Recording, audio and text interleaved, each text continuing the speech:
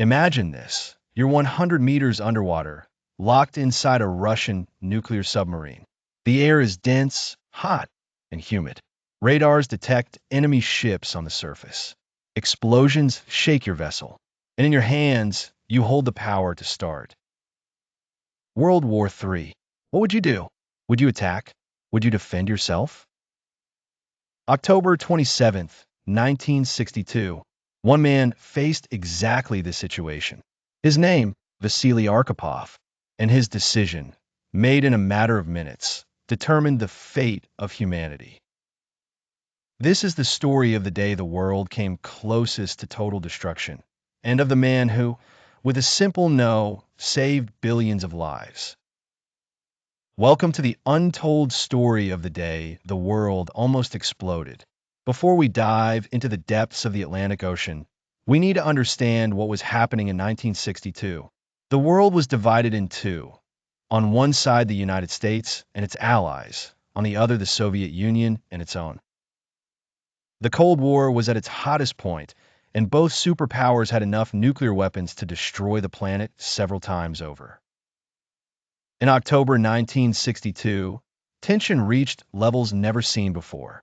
The United States had discovered that the Soviet Union was installing nuclear missiles in Cuba, just 90 miles from the Florida coast.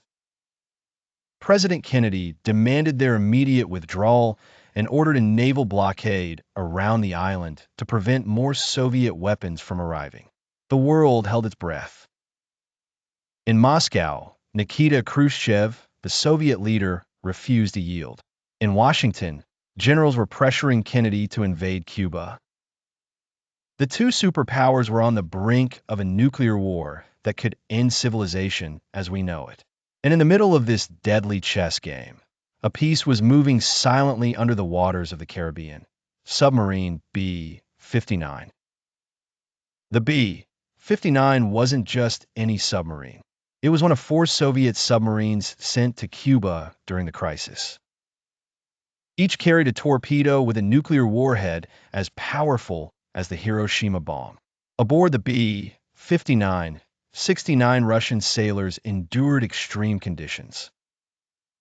The submarine, designed for the cold waters of the Arctic, was now navigating in the tropical heat of the Caribbean. The interior temperature exceeded 45 degrees Celsius. The air was scarce. Some sailors fainted at their posts. The submarine commander was Valentin Savitsky, a Soviet Navy veteran known for his firm and, at times, impulsive character. Alongside him, 2 high-ranking officers, Ivan Maslenikov and Vasili Arkhipov. Who was Vasili Arkhipov? A 36-year-old sailor who had already faced death.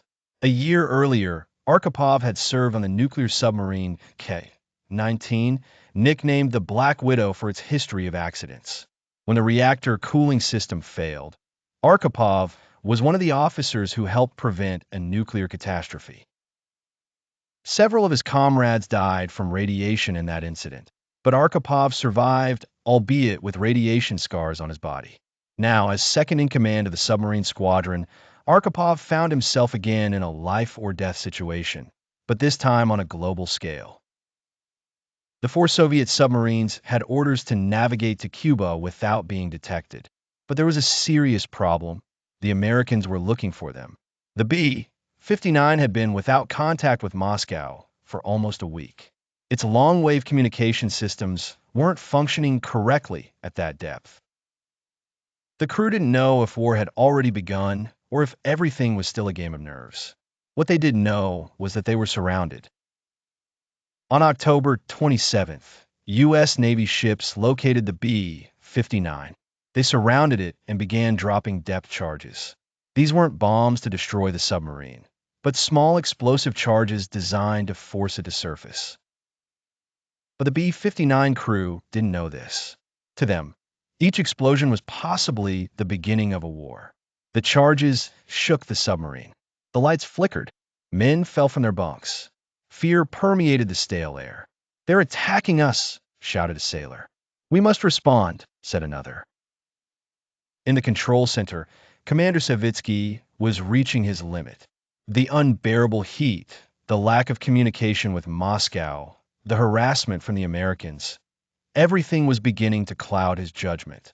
"It seems the war has begun," said Savitsky, wiping sweat from his forehead. "We will die, but we'll take some American ships with us." The commander's order was clear: prepare the nuclear torpedo. This is where the Soviet nuclear protocol comes in, a crucial detail in our story. Unlike other submarines where only the captain could authorize a nuclear attack, on the B-59, approval was needed from 3 officers. Captain Savitsky, political officer Ivan Maslenikov, and the flotilla chief, Vasili Arkhipov. Savitsky wanted a launch. Maslenikov agreed. All eyes turned to Arkhipov. The submarine shook with another explosion. The lights flickered again. At that moment, Vasili Arkhipov held the fate of the world in his hands.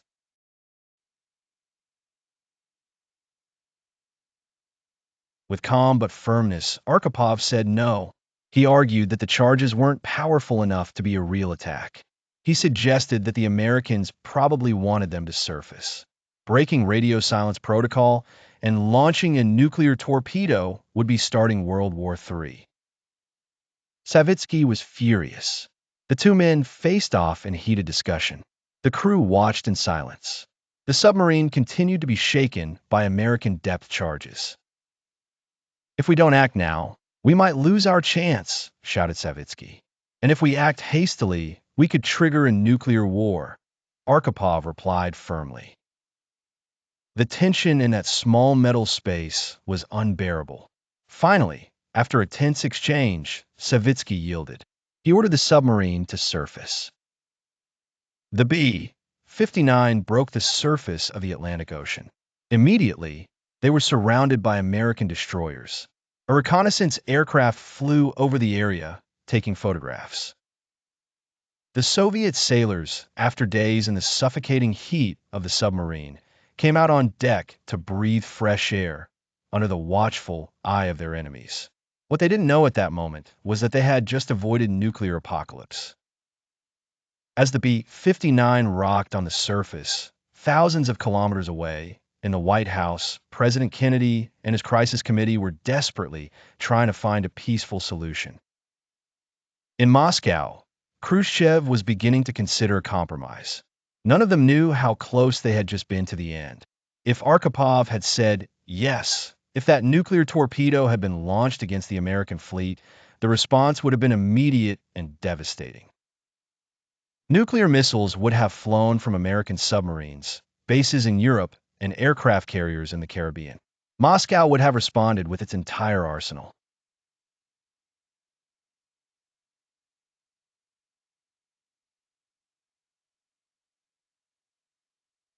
The Cuban Missile Crisis officially ended, and the world breathed a sigh of relief, not knowing that its existence had depended on the decision of a Soviet submariner.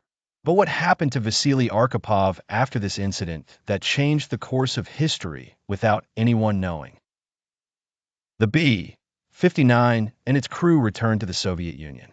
Unlike what many might think, Arkhipov was not punished for his decision.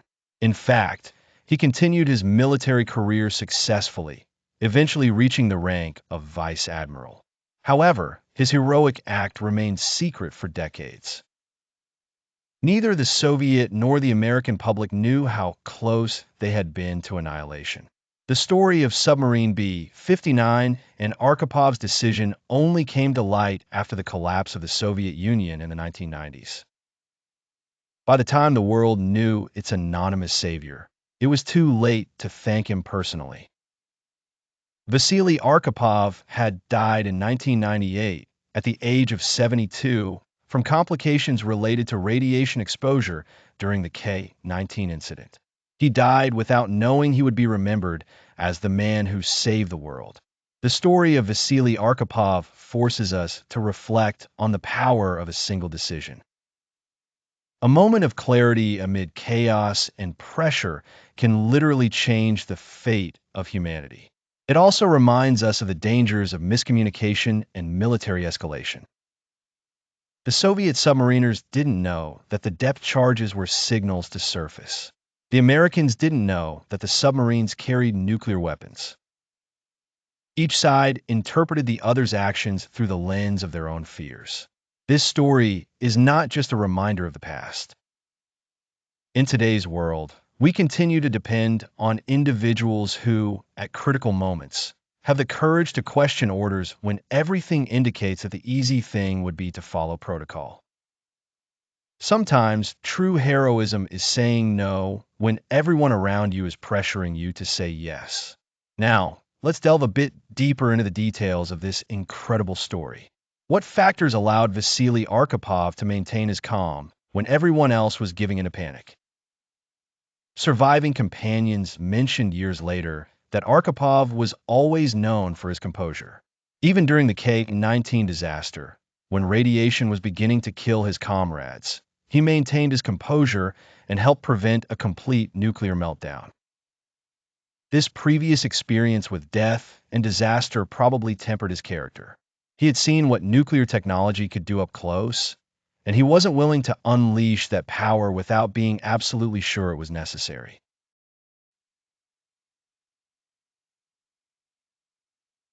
Declassified documents reveal the submarine's dire situation. Carbon dioxide levels were high due to filtration issues, causing hallucinations. Batteries were nearly depleted, risking life support systems. Rational decisions were hard to make. Arkipov's mental clarity was impressive. An American officer later commented on the unknown nuclear weapons. McNamara acknowledged the closeness to nuclear holocaust, attributing the outcome to luck, but it was Arkipov's decision. Arkipov's wife, Olga, shared that he rarely spoke of the incident, preferring to keep it buried. She said he never considered himself a hero, just doing his job, protecting his crew, country, and unknowingly, the world. Olga mentioned Arkhipov didn't need recognition. As submarine B-59 returned home, the crew was unaware of their critical role in history. They were tired and eager to see their families, unaware of Arkipov's impact. The Cuban Missile Crisis changed the world, leading to direct communication between superpowers to prevent misunderstandings. Historians called October 27, 1962, the most dangerous day in history, close to global nuclear war. In 2002, Thomas Blanton stated Arkhipov saved the world. Schlesinger Jr. called it the most dangerous moment in history. Arkipov's story teaches the importance of individual judgment under pressure and unexpected situations. History often depends on unnamed individuals who prevent wars. Vonnegut said history is a list of surprises. In 2017, Arkipov's family received the Future of Life Award for safeguarding humanity's future. Arkipov's granddaughter Elena said he didn't see his actions as heroic, just doing his job well. His story reminds us that individual decisions matter, and a single no can change history. As submarine B-59 disappeared in 1962, it carried a weapon that could destroy the world and the man who saved it. Remember Arkhipov, the man who saved the world with a single word. Many heroes remain unknown, but we know Arkhipov. Thanks for watching this incredible story. If you enjoyed it, please subscribe and hit like. Share this video about the man who saved the world with just one word. See you soon.